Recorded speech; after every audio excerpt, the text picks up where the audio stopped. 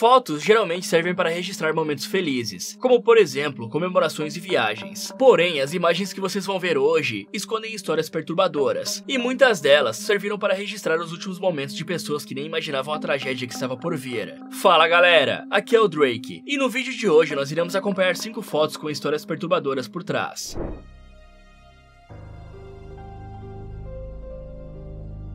Nos últimos anos, a porcentagem de pessoas que vem sofrendo com déficit de atenção subiu em 123%, o que é um número simplesmente assustador. Mas vocês já devem saber quem são os culpados. Isso mesmo, o vício em celular, vídeos curtos com menos de 1 minuto e também as redes sociais. Então, hoje em dia, é bem normal que uma pessoa não consiga se concentrar em uma única tarefa, sem ter que parar algumas vezes para dar uma checada nas notificações do celular. Porém, esse tipo de comportamento é especialmente perigoso quando estamos na rua, já que essa falta de atenção, por exemplo, pode às vezes nos fazer atravessar sem olhar para os dois lados, ou até mesmo andar na rua enquanto mexe no celular, correndo o risco de tropeçar ou de cair em um buraco, ainda mais aqui no Brasil, onde as estradas são uma porcaria. E foi justamente isso que aconteceu com uma influenciadora russa de 24 anos, chamada Arina Glazunova. Ela nasceu em Moscou, mas estava passando as férias junto com uma amiga na cidade de Tbilisi, capital da Geórgia. A Arina andava junto com a sua amiga por uma praça pública, enquanto gravavam um vídeo para as redes sociais, rindo e cantando a música For the Last Time, que significa pela última vez. E assim que vocês descobrirem o que aconteceu, vão ver que essa música foi uma baita ironia. Até que de repente, a Arina pega o celular da mão da sua amiga e começa a andar de lado sem nem prestar atenção no que estava na sua frente, porque estava concentrada na filmagem. E graças a isso, ela cai na entrada de um metrô, despencando por 5 metros e batendo com o crânio diretamente no solo.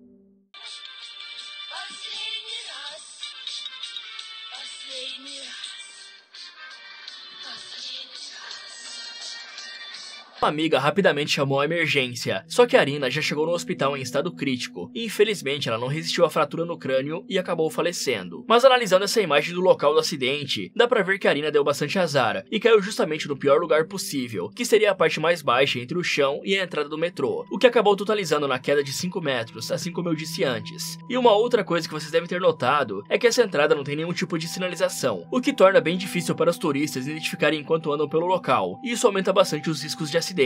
Se a gente comparar com uma entrada de metrô em Nova York, ela possui grades de segurança ao redor, para evitar justamente que alguém caia lá embaixo por acidente. A morte de Arina aconteceu no começo do mês de outubro, há poucos dias atrás, sendo que lá em 2022, ela se formou em uma faculdade de Economia Nacional e Administração Pública. E por mais que a maior parte da culpa tenha sido do governo e de quem projetou a estação de metrô, ainda assim é sempre bom se manter atento ao andar pelas ruas, pois mesmo se fosse uma queda pequena, poderia resultar em um osso ou um dente quebrado. Mas ao pesquisar mais sobre esse caso, encontramos algo parecido que aconteceu recentemente no Rio de Janeiro. Esse cara chamado Davi Ferreira estava gravando a si mesmo correndo pelas ruas. Ele pretendia percorrer 21 km naquele dia, porém no quilômetro 7 começou a rolar uma troca de tiros, e ele registrou o exato momento em que foi atingido na perna por uma bala perdida. Mas antes que alguém diga que é fake, ele também se filmou no hospital recebendo tratamento. Agora, estação de Ricardo, no princípio tem um estilinho ali, ó. O que tá acontecendo? Ai, muito tiro. E será que esse seria apenas mais um dia normal na vida de alguém que mora no Rio de Janeiro?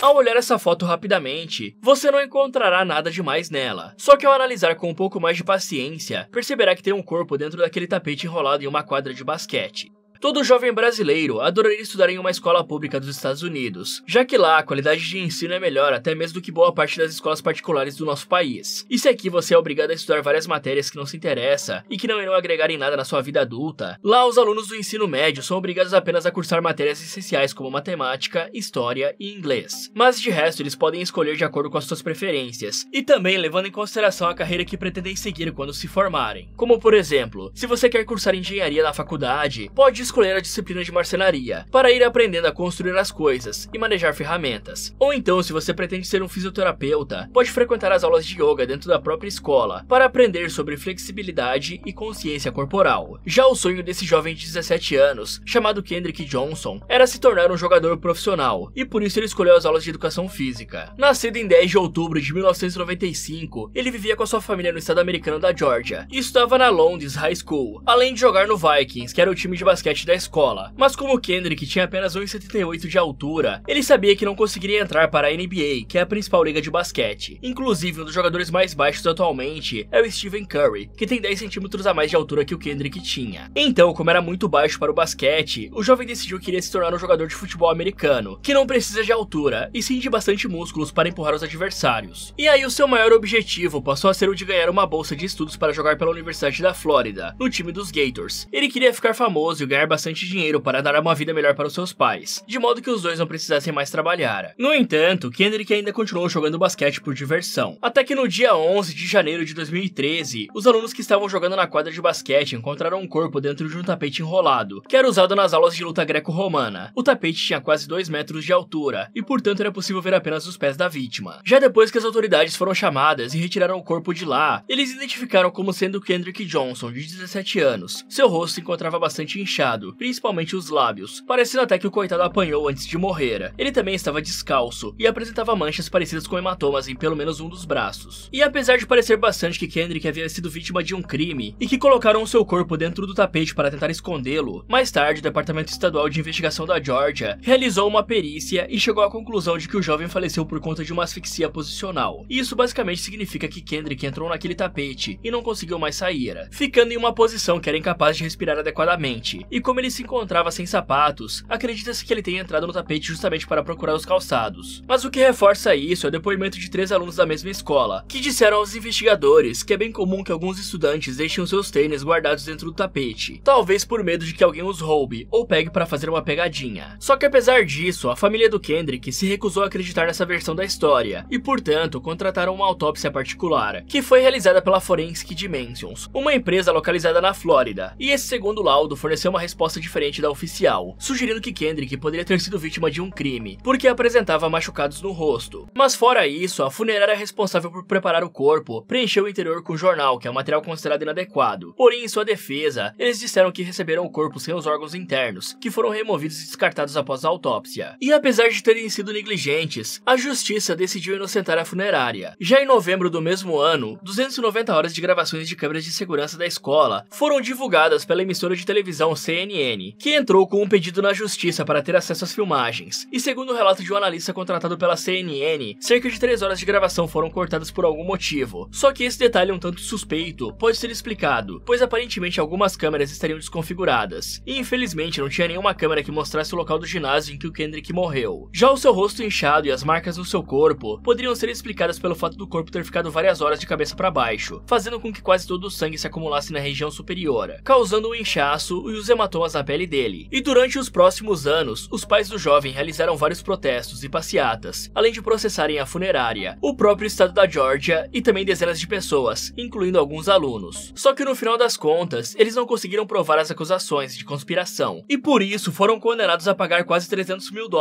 que será usado para custear os advogados de defesa daqueles que foram acusados pela família Johnson. E apesar da justiça achar que Kendrick realmente morreu de forma acidental, a maioria das pessoas que acompanharam o caso acreditam em uma conspiração, pois supostamente o filho de um agente do FBI que estudava na escola teria feito isso com o Kendrick e recebeu a ajuda do seu pai para sair impune. Mas talvez, no fim das contas, a família do jovem só esteja tentando achar uma forma de amenizar a dor da perda, já que eles vão sofrer menos ao ver um possível culpado atrás das grades, mesmo que esse culpado não exista. E pode ser difícil para os pais do garoto conviver com a realidade de que seu filho amado perdeu a vida graças a um acidente bem comum. Mas a sua opinião, o que realmente aconteceu? Kendrick foi eliminado ou apenas teve um enorme azar?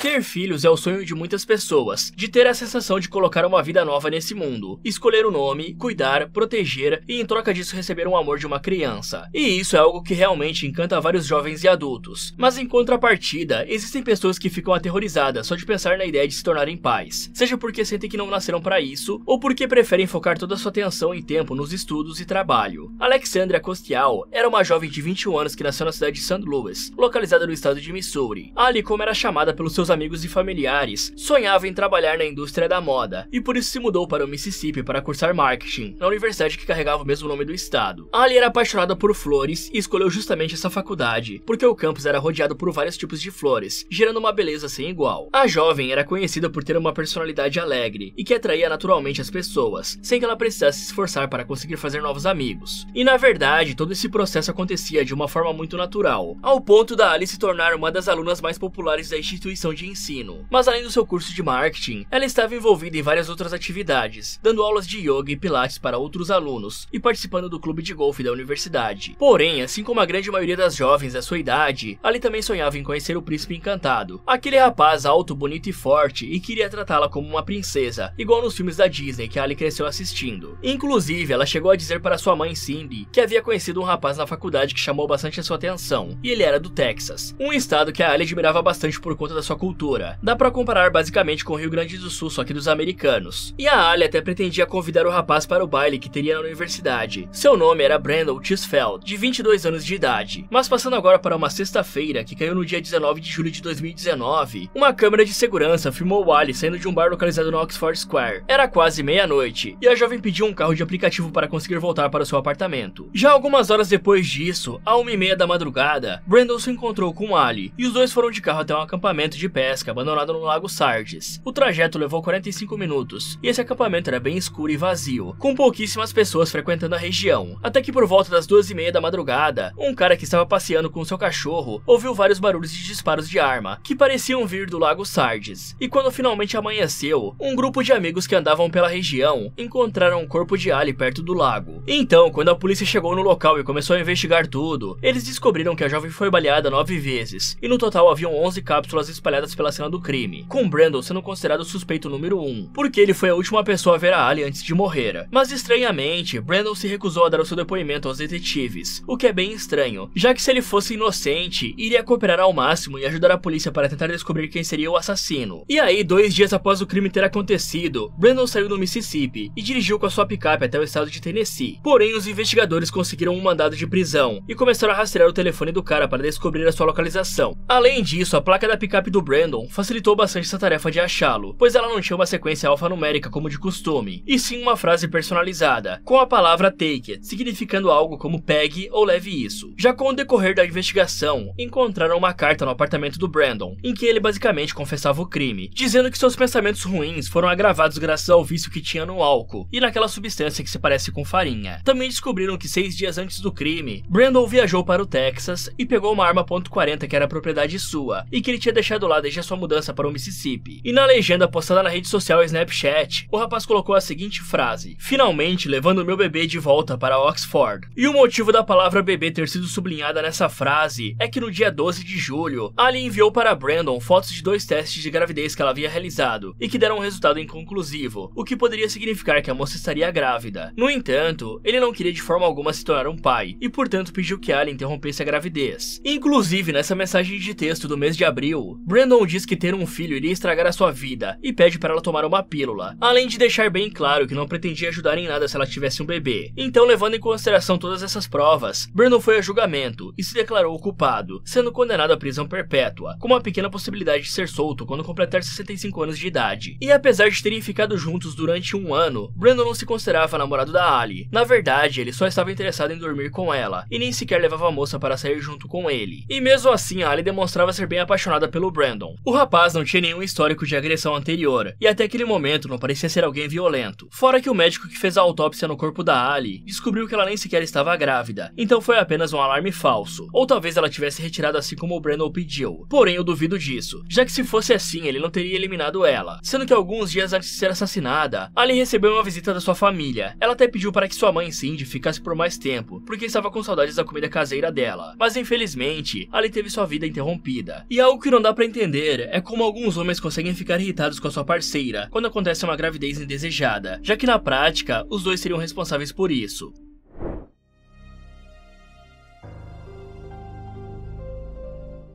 Em países como a Islândia, Japão e Chile, tanto os moradores locais quanto os turistas adoram visitar os vulcões inativos que existem nessas regiões. Só que no Brasil nós não podemos realizar esse tipo de passeio, já que não existem vulcões no nosso país, e sim apenas alguns resquícios de formações vulcânicas originadas do passado. Mas se eu te dissesse que o vulcão mais antigo descoberto até hoje está no Brasil, o seu nome é Vulcão Amazonas, e ele está situado no estado do Pará, tendo quase 2 bilhões de anos de existência. E ao contrário do que alguns podem pensar, vulcões não existem apenas para causar destruição.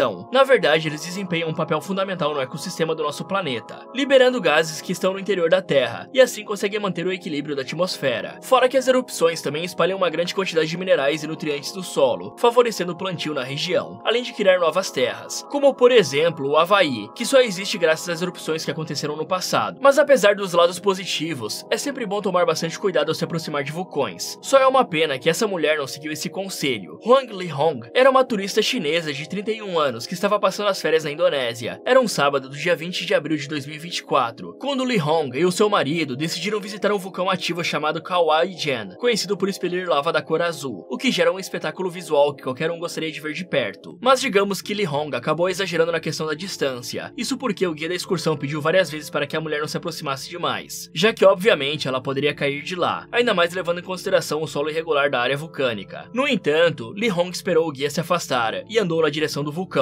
ficando a apenas 3 metros de distância. Ela queria tirar uma foto que fosse engraçada e que chamasse a atenção dos seus amigos e familiares nas redes sociais. Então, para conseguir isso, Lihong levantou a sua perna direita e posou para a câmera que seu marido segurava. E por estar com a perna para cima, ela acabou caindo e despencou por 75 metros, o que equivale a um prédio de 25 andares. Eu acho que eu nem preciso dizer o que aconteceu, né, galera? Já em um depoimento para a polícia, o guia disse que alertou a mulher dos perigos, mas que ela desobedeceu às suas ordens. E se você quer saber o segredo por trás da lava azul, ela basicamente tem essa coloração por conta do gás sulfúrico que o vulcão libera, e que por sinal é bastante tóxico.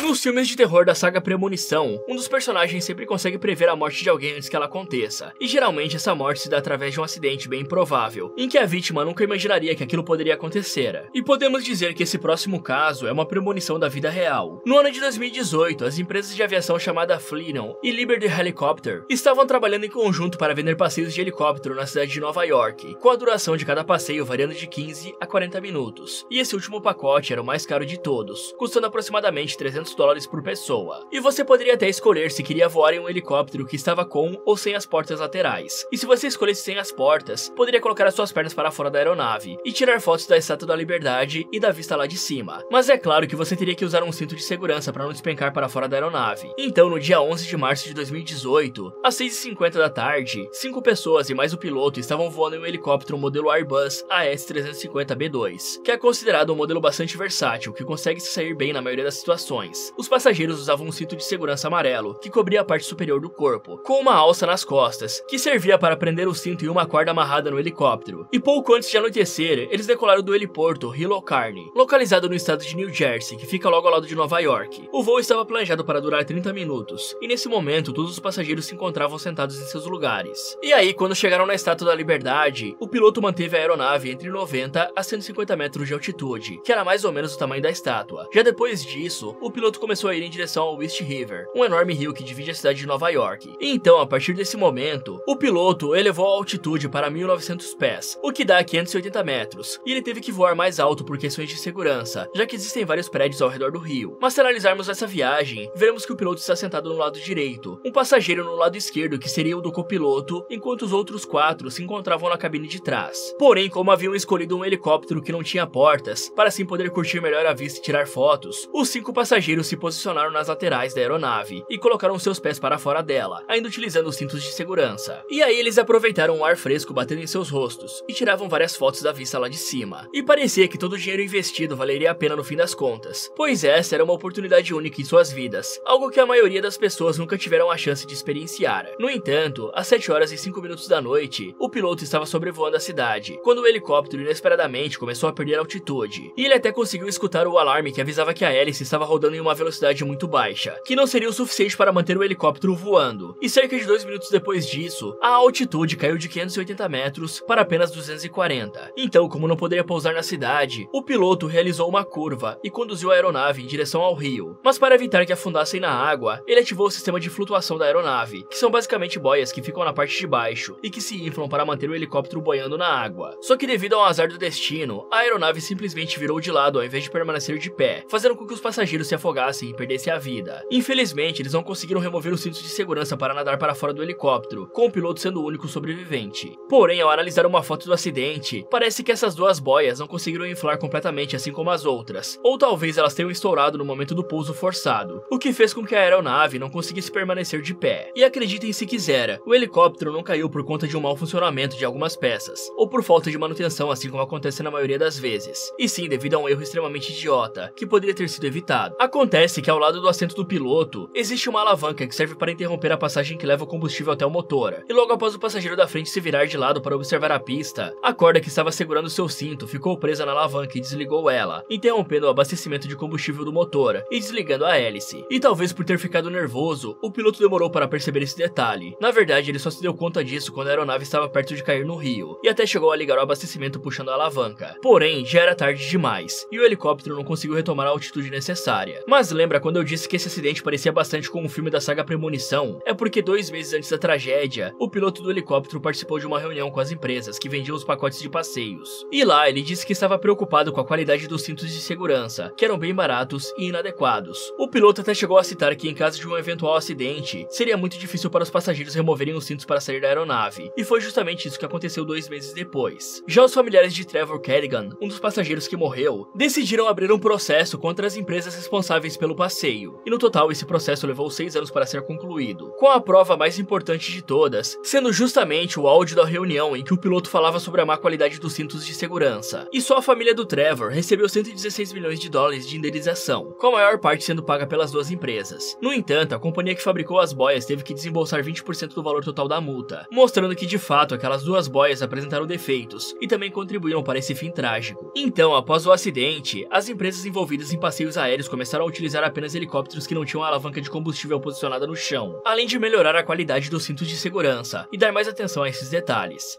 Fala galera! Levando em consideração todos os acidentes envolvendo helicópteros que aconteceram até hoje, como o do jogador de basquete Kobe Bryant e do jornalista Ricardo Boechat, você teria coragem de embarcar em uma dessas aeronaves? Ou ficaria com medo e escolheria não arriscar? Me contem nos comentários. Muito obrigado por assistir e até o próximo!